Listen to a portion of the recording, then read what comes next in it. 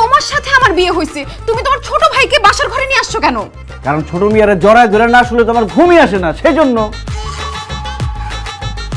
দেখো, এতদিন তোমার বউ ছিল না, এর জন্য তুমি ছোট মেয়েকে জড়ায় ধরে ঘুমাইছো।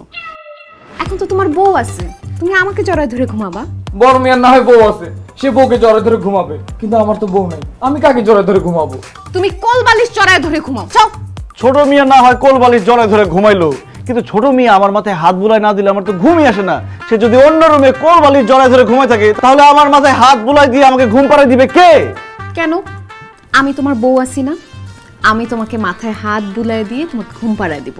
বড় মিয়ার না হয় বউ আছে, তার মাথায় হাত বুলাই দিলে সে ঘুমায় যাবে, কিন্তু আমার তো বউ নাই, আমার মাথায় কে হাত বুলাই দিয়ে আমাকে ঘুম পাড়াবে? ছোট মিয়া, আমি তোর মাথায় হাত বুলাই দিয়ে তোকে ঘুম পাড়াবো, তুই কোনো টেনশন করিস না। না না, আমি তোকে ছাড়া রাতে একা ঘুমাতে পারবো না। এই তুমি এক কাজ করো তো, তুমি অন্য রুমে যাও, আমরা দুই ভাই বাসা করে ঘুমাবো।